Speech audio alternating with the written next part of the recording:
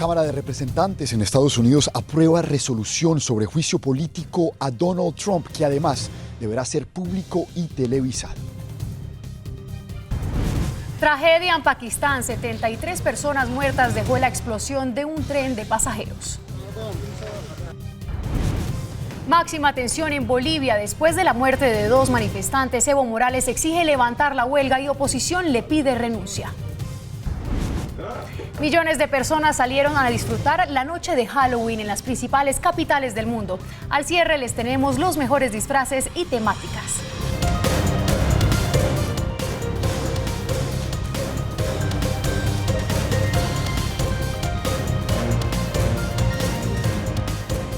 Aquí comienza Red Más Internacional.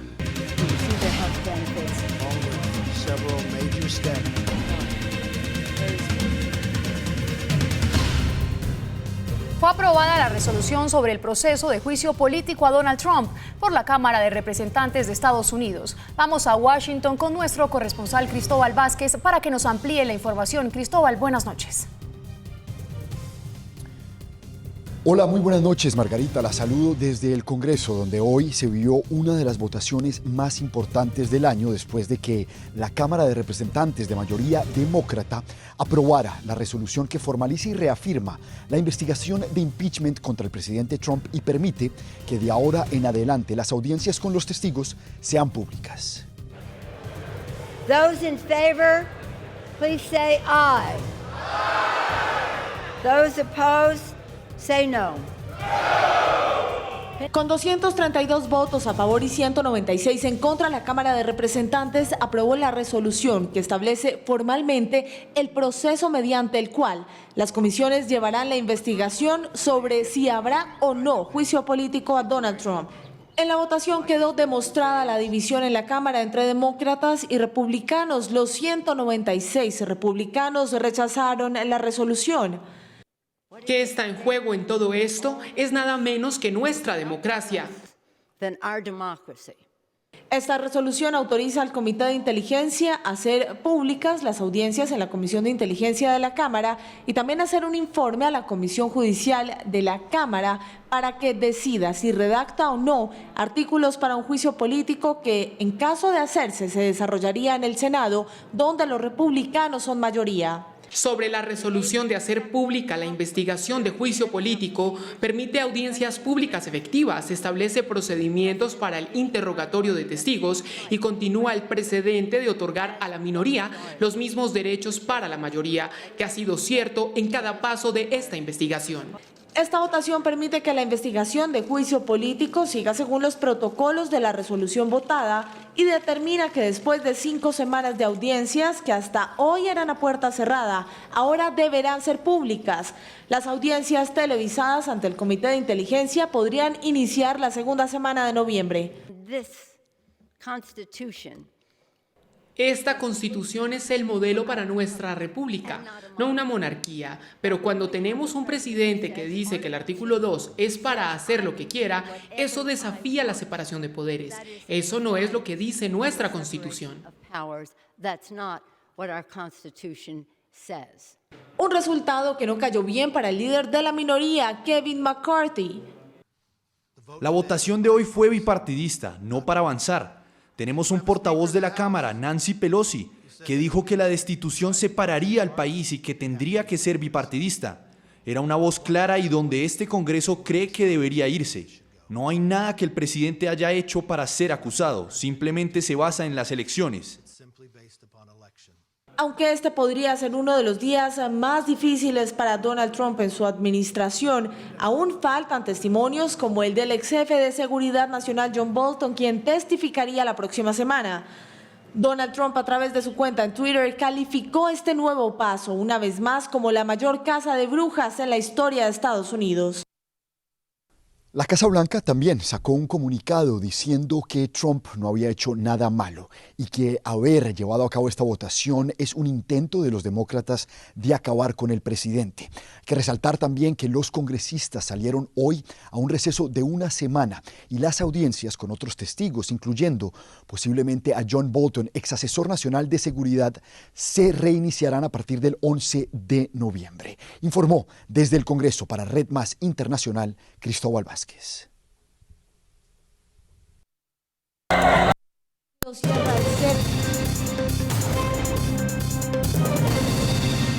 En este momento se presentan disturbios con los estudiantes durante las marchas de Bogotá. En el lugar se encuentra Paula Ardira. Adelante, Paula.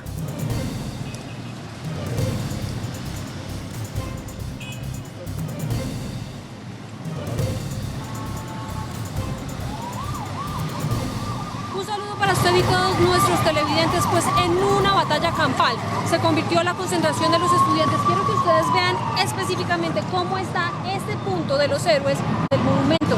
Inclusive grafitis, se destruyó parte del andén de este sitio por parte de los estudiantes para usar esas herramientas, esas piedras en contra de la fuerza pública. Ellos habían llegado concentrados los manifestantes, los estudiantes que venían de diferentes universidades, de la Universidad Distrital, de la Universidad Pedagógica y de la Universidad Nacional. Aquí se concentraron, hicieron algunas arengas y como siempre se tornó el caos.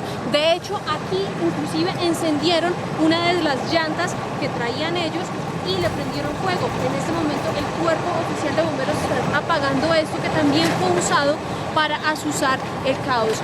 Empezaron con arengas diciéndole cerdos a los miembros del escuadrón antidisturbios.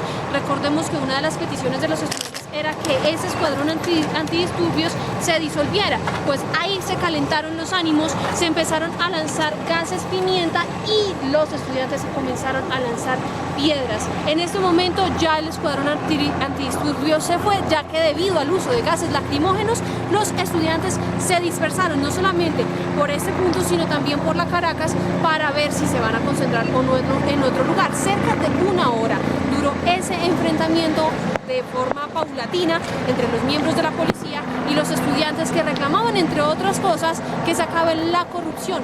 Debemos mencionar que también hubo personas tanto de universidades públicas como de universidades privadas. Estaremos pendientes de la evolución de esta manifestación y concentración de más de 3.000 estudiantes en este punto de la capital del país. Paula, muchísimas gracias. Ahora nos vamos hacia otro punto de la ciudad con Lisette Martínez. Lisette, buenas noches.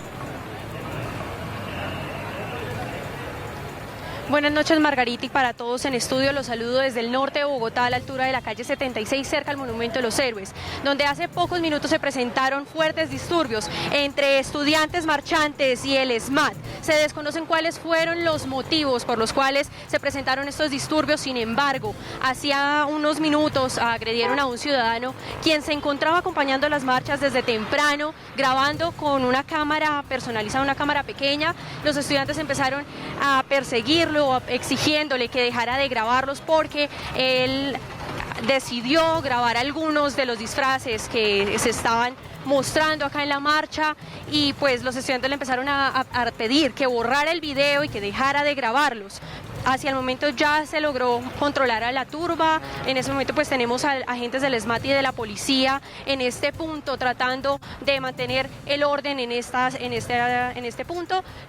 Es la información que tenemos hasta el momento. Informó para ustedes Lisette Martínez para Red Más Noticias. Lisette, muchísimas gracias. Estados Unidos estudia la posibilidad de imponer sanciones económicas a España por los supuestos fondos venezolanos en su Banco Central. Mientras Estados Unidos cierra el cerco al régimen de Nicolás Maduro, la administración Trump presiona a España. Estados Unidos señala al país europeo por presuntamente mantener su apoyo al régimen. Es por esto que el Departamento del Tesoro estaría considerando la opción de imponer sanciones contra el Banco de España, además de medidas adicionales contra otras entidades, donde estaría guardando dinero del régimen, aunque por ahora no se espera ningún anuncio oficial antes del 10 de noviembre. Una postura que de alguna manera sorprende, ya que España ha sido uno de los principales aliados de Washington en la guerra contra el terrorismo, por lo que hay quienes dudan que las medidas lleguen a llevarse a cabo. Más de 35.000 residentes siguen bajo orden de evacuación en California, donde en las últimas horas se registró un nuevo incendio. Un nuevo incendio azota California, el de Hillside en San Bernardino, que inició a la 1:30 de la madrugada de este jueves y se suma a los otros 10 focos que permanecen en el estado hace 7 días. El más reciente, conocido como Hillside Fire, ya destruyó 6 viviendas y dañó otras 12. Las evacuaciones obligatorias se mantienen mientras los bomberos siguen trabajando contrarreloj para contener las llamas. Bueno, en los últimos 5 o 6 años se ha convertido en normal para nosotros y ahora, además de la nueva normalidad con los incendios, los llaman incendios forestales. También hay apagón. Hoy ha sido el primer día que experimentamos el corte de energía y no tuvo nada que ver con el incendio. Entonces, no solo son los incendios, quiero decir, he vivido en California toda mi vida, aquí en el sur de California, y siempre nos hemos encontrado con los vientos y los incendios de Santa Ana, pero no en esta medida. Mientras sus residentes esperan que vuelva la calma, al contrario, lo que se les acerca son nuevos focos. ¿Sabes qué? Creo que al principio, cuando hueles el humo y te das cuenta que estás muy cerca, dices como Dios mío, tenemos que salir de aquí, y para mí realmente lo más importante es la seguridad de mis 2 hijos y de mi esposa. Entonces, mientras nos levantamos y salgamos de aquí, el carro se mueva, todo lo demás puede ser reemplazado. Este nuevo incendio ya consumió 200 hectáreas y 1.300 personas más fueron obligadas a ser evacuadas. Sin embargo, hay quienes se resisten a abandonar sus viviendas. Crece la tensión en Bolivia después de la muerte de 2 manifestantes en medio de las protestas desatadas por los polémicos resultados de las elecciones del 20 de octubre. El presidente Evo Morales pidió a los grupos civiles que levanten la huelga, mientras que los opositores le exigen que renuncie. Mario Salvatierra, con 55 años, y Marcelo Terrazas, con 48, murieron la noche del 30 de octubre por impactos de bala en medio de choques entre leales y opositores al mandatario Evo Morales en la ciudad de Montero del departamento boliviano de Santa Cruz. Los hechos ocurrieron en la víspera del inicio de una auditoría de la Organización de Estados Americanos, OEA, a las cuestionadas elecciones que le dieron un 4º mandato a Evo Morales. El día de hoy inicia esta auditoría. Se tiene previsto desarrollar en un tiempo aproximado de 2 semanas. Horas después, el propio presidente lamentó lo sucedido, pero insistió en que su gobierno no ha cometido fraude y les hizo una petición a los grupos sociales que desde la semana pasada vienen adelantando una huelga en el país. Pido, quienes están en paro y bloqueo, levantar y dar cuarto intermedio en sus movilizaciones hasta que la OEA y delegados de 3 países den su informe correspondiente. Carlos Mesa, contendor de Evo Morales en los comicios del 20 de octubre, respondió con una petición. Quiero pedirle a Evo Morales que dé una instrucción clara de que se eliminen los bloqueos sobre las ciudades y que dé orden a los militantes del MAS que están en estas acciones inaceptables de violencia desmedida, que se replieguen y que cesen esos actos. Pero la respuesta de la oposición fue radical y contundente. Si bien queremos un gobierno democrático a través de un proceso, ahora exigimos la renuncia del presidente Morales lo antes posible. Estas medidas no se van a levantar hasta que el presidente Morales renuncie. También exigieron a la Policía Nacional y al Ministerio Público realizar inmediatamente una exhaustiva, rápida y transparente investigación de los hechos de violencia acontecidos en las últimas horas. España se ofreció para realizar en Madrid la cumbre climática que iba a ser organizada en Chile en diciembre de este año. Así lo confirmó el propio presidente de Chile, Sebastián Piñera, apenas 24 horas después de anunciar que su país se abstenía de realizar la cumbre COP25 entre el 2 y el 13 de diciembre por la crisis y las protestas en el país suramericano que ya cumplen 13 días. En el día de ayer conversé con el presidente de España, Pedro Sánchez, quien hizo un generoso ofrecimiento de organizar la cumbre de la COP25 en Madrid, España, en los mismos días en que estaba programada de realizarse en Chile. Entre tanto, la Fiscalía chilena investiga 840 denuncias de violencia institucional en medio de las protestas contra Sebastián Piñera. Casi 600 se han presentado contra carabineros, 45 contra el ejército, 6 contra la policía de investigaciones y 8 contra la armada. En 174 casos no se ha identificado a un organismo en particular. La historia de Joaquín Phoenix, el protagonista de la película Joker, está muy ligada a Venezuela. Su hermana menor nació en Caracas y sus padres lideraron una secta en el país caribeño. El nombre de Joaquín Phoenix resuena en el mundo entero gracias a la interpretación que hace en Joker, película que algunos críticos catalogan como la mejor de los últimos años.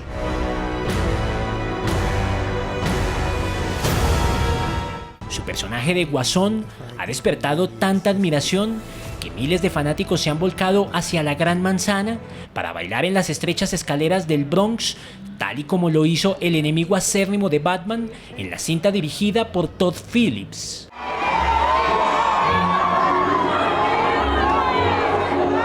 Pero lo que muchos no saben es que buena parte de la historia real de Phoenix, nacido el 28 de octubre de 1974 en Puerto Rico, está ligada a la Venezuela saudita de la década del 70.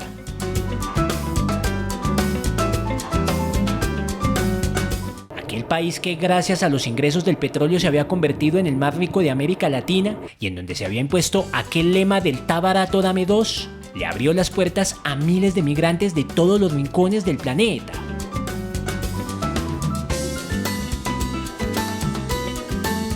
Entre ellos estaba la familia de Joaquín Phoenix. Su hermana Liberty, quien también es actriz, nació el 5 de julio de 1976 en Caracas. Sus padres habían llegado a la capital venezolana ya que pertenecían a la secta religiosa llamada Niños de Dios y habían sido nombrados arzobispos de Venezuela y Trinidad y Tobago. Dicha secta era conocida por promover el acercamiento a Dios a través del sexo, además de promover la exploración sexual en niños, tanto con sus padres como con otros niños. Esto, sumado a una petición para conseguir nuevos fieles a través de relaciones sexuales, fue lo que motivó a los padres de Joaquín a desvincularse de la secta y abandonar Venezuela en 1979 con destino a Estados Unidos, como él mismo lo relató en una entrevista. Recibieron una carta, o como sea que vino, alguna sugerencia de eso y dijeron: a la mierda, nos vamos de aquí. Niños de Dios fue ilegalizada y desmantelada en Venezuela en 1989, pero ya en ese entonces el país y su capital Caracas se parecían a la ciudad gótica que 30 años después Phoenix, encarnando a Joker, habitaron en la película. La pobreza, la falta de oportunidades y el descontento del pueblo con la aristocracia política que había gobernado a la nación en los últimos 30 años desataron lo que el mundo conoce ahora como el Caracazo, un estallido social que dejó miles de muertos y del cual emergió un teniente coronel que representó ese hartazgo y que ahora es visto como un héroe por unos y como un villano por otros. Gracias por continuar con nosotros. El autodenominado Estado Islámico confirmó la muerte de su líder Abu Bakr al-Baghdadi y nombró su sucesor. Abu Ibrahim al-Qurashá, descendiente de la tribu del profeta Mahoma, es el nuevo califa del grupo terrorista. El anuncio se hizo a través de un mensaje por la red social Telegram, en donde el portavoz pide al pueblo musulmán jurar lealtad al nuevo líder. Como primera acción del nuevo califa, Qurashá juró venganza en contra de Estados Unidos por haber abatido a Baghdadi. En Pakistán, 74 personas murieron y otras 40 resultaron heridas tras la explosión de gas de uno de los vagones de un tren que viajaba con cientos de peregrinos quienes se dirigían a un festival religioso.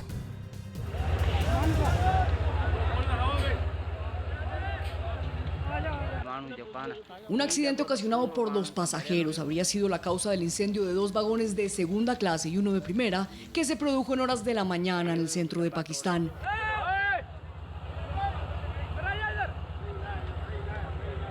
Al parecer, los pasajeros del tren habrían subido un cilindro de gas prohibido por la empresa ferroviaria y lo utilizaron para calentar su desayuno, lo que produjo la explosión.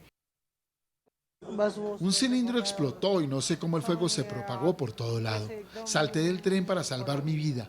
Había una larga fila de personas detrás de mí empujándome. 74 personas fallecieron y otras 40 fueron transportadas a hospitales cercanos al resultar heridas.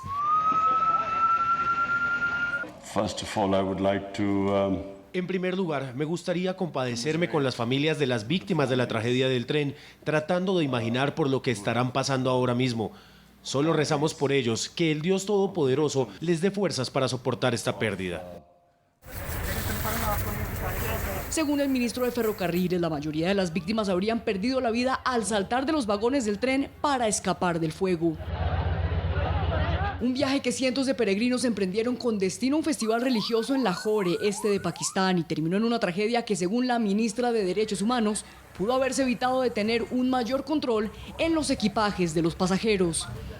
Al menos 5 personas murieron por un nuevo terremoto de magnitud 6.5 en Filipinas, el tercer sismo en el país en 15 días. Filipinas no descansa. Solo 2 días después de que un terremoto dejara 6 víctimas mortales e hiriera a decenas, un nuevo sismo sacudió el sur del archipiélago. Esta vez de 6,5 en la escala de Richter y de nuevo en la isla de Mindanao. El temblor se registró cuando los comercios se preparaban para reabrir y los colegios recibían nuevamente a sus estudiantes. Los daños materiales se intensificaron con el derrumbe de un par de edificios y el deslizamiento de tierra. Según el Servicio Geológico de Estados Unidos, no hay alerta de tsunami por el momento. Es el tercer terremoto de gran intensidad en la zona en 2 semanas, luego de uno de 6,3 el 16 de octubre y otro de 6,6 el 29 de octubre. En total se reportan alrededor de 18 muertos y más de 250 heridos.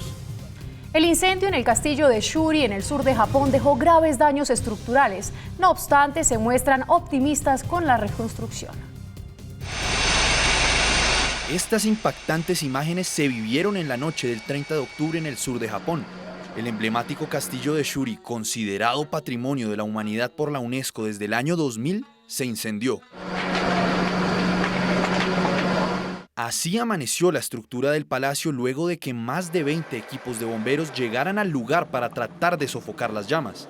La parte superior del edificio se derrumbó rápidamente y la estructura principal quedó totalmente destruida. El incendio quemó el castillo de Shuri por completo en un periodo de tiempo muy corto. Fue impactante. No solo hemos perdido una parte del patrimonio mundial, sino también el corazón de nuestra identidad en Okinawa. Las autoridades aseguraron que las llamas se extendieron a otros edificios, pero no reportaron heridos. Shuri, construido hace más de 500 años en el siglo XIV, ha caído y se ha vuelto a levantar después de muchos incendios. El más reciente durante la Segunda Guerra Mundial en la batalla de Okinawa en 1945. Un submarino británico de la Segunda Guerra Mundial fue hallado a 130 metros de profundidad y a 3 kilómetros de las costas de Malta. El navío, que había zarpado el 27 de abril de 1942, no pudo llegar a Alejandría en la cita acordada para el 6 de mayo del mismo año. Según el equipo investigador, el daño en la proa muestra una explosión violenta, lo que indica que se hundió muy rápido, por lo que no habría dado tiempo a los 32 miembros de la tripulación, otros 11 del personal naval y un periodista de salvar sus vidas.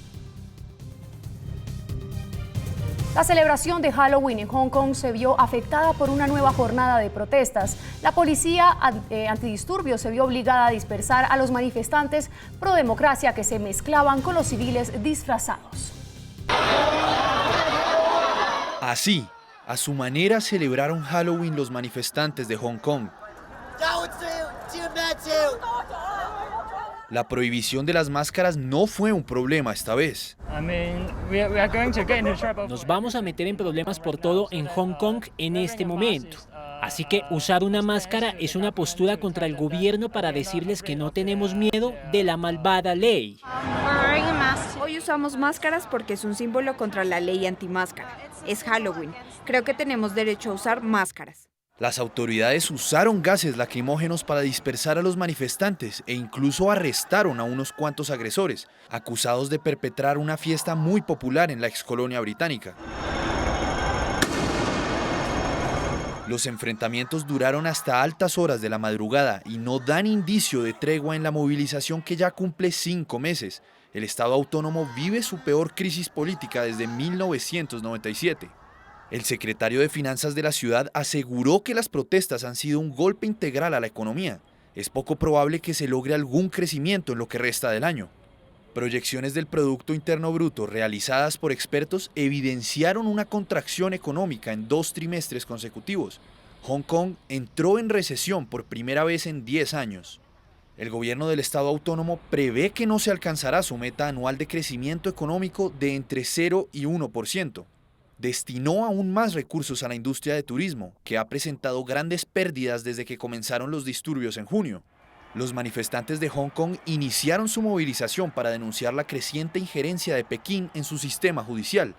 Para cesar con las marchas, exigen a su gobierno una investigación independiente sobre la brutalidad policíaca y el retiro de cargos a los involucrados en las protestas. Niños, jóvenes y adultos año tras año celebran Halloween, pero este año quienes se dieron un festín de calabaza fueron los animales del zoológico de Bélgica y Ucrania.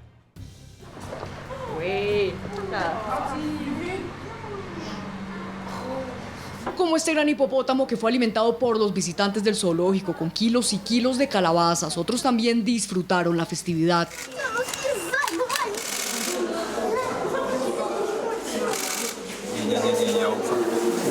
Mapaches, monos y hasta elefantes se dieron un festín de calabazas para, junto a las personas que llegaron en su mayoría disfrazadas, celebrar Halloween a lo grande y a su manera. El zoológico de Bruselas en Bélgica este año eligió la muerte como temática. Caspers, monstruos y payasos diabólicos fueron algunos de los disfraces de la noche. La gente está feliz de venir y celebrar Halloween en Paradise, porque viene toda la familia. Realmente celebramos la muerte, como expliqué. Hay fantasmas graciosos, monstruos amigables, así que no es para nada miedoso. Con toneladas de calabazas para pintar, jugar o comer y miles de dulces, animales y humanos se juntaron en los zoológicos de Bruselas y Kiev para celebrar el ya tradicional 31 de octubre, Halloween. Y de norte a sur y de este a oeste, la celebración de Halloween se da de diversas maneras alrededor del mundo, desde desfiles de disfraces hasta experiencias en casas del terror. ¿Le gustaría a usted recibir dulces del presidente de Estados Unidos? Donald Trump recibió a cientos de niños en la Casa Blanca durante la celebración de Halloween en Washington. Pequeños piratas, dinosaurios, unicornios y hasta Dave el Minion asistieron al Palacio Presidencial para el cántico de Dulce o Truco. Cruzando el Atlántico, en Londres se celebró con un desfile de disfraces organizado por la casa de modas Coach. Contó con 10 carruajes llevados por caballos que iban desde Pall Mall hasta Berkeley Square.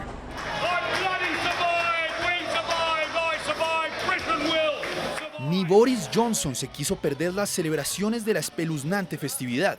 Conocen a personas que dudaron de mí, dijeron que no ganaríamos el referéndum, lo hicimos, dijeron que no conseguiríamos mi acuerdo en el Parlamento de la Unión Europea, lo hicimos. Hasta Medio Oriente, en Singapur, los gritos parecen ser la celebración indicada. En esta casa del terror no es común encontrarse a Frankenstein, Drácula o al hombre lobo.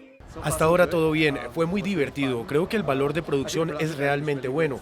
Es mi primera vez la noche de Halloween, por lo que es una gran experiencia hasta ahora. Si bien se trata de una tradición de origen anglosajón, con el paso de los años la celebración de Halloween se ha afianzado alrededor del mundo, entre quienes la consideran una divertida ocasión y quienes piensan que evoca cosas malas y tenebrosas.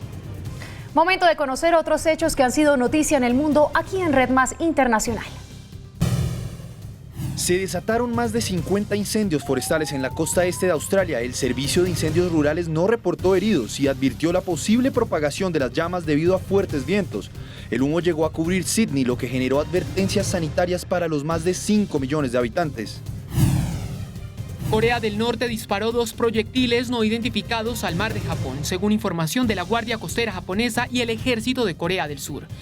En Tokio aseguran que podría tratarse de un nuevo ensayo de lanzamiento de misiles. En lo que va de 2019, Pyongyang ha probado numerosos diseños, incluido un intercontinental lanzado desde un submarino el 2 de octubre. El presidente de la Comisión Europea, Jean-Claude Juncker, de 64 años de edad, será operado el 11 de noviembre de un aneurisma aórtico descubierto en la región del abdomen. El oriundo de Luxemburgo fue operado de urgencia de la vesícula en agosto. Durante su hospitalización, la presidencia de la comisión será asumida por el primer vicepresidente Frans Timmermans. Miles de manifestantes se reunieron en Islamabad, Pakistán, para exigir la renuncia del primer ministro Imran Khan. La movilización denuncia la incompetencia e ilegitimidad de Khan, quien fue instalado por los militares tras una supuesta elección fraudulenta el año pasado. Cerraron escuelas y oficinas en la capital, mientras la policía reforzó puntos de control y cierres de carreteras durante las protestas. Un hombre fue acusado de apuñalar a un niño de 6 años en una ciudad del este de Rusia. El incidente tuvo lugar en la guardería del niño, donde el sujeto de 36 años de edad, bajo la aparente influencia de sustancias, había sido ingresado por un contratista de seguridad. El comité de investigación trabaja para esclarecer las razones del asesinato. El Tribunal Administrativo de Berlín, en Alemania, rechazó una demanda presentada por 3 familias agricultoras contra las políticas climáticas del gobierno germano. Los demandantes alegan que el gobierno no trabaja para enfrentar el cambio climático, mientras que el tribunal asegura que no hay bases suficientes para iniciar una acción penal.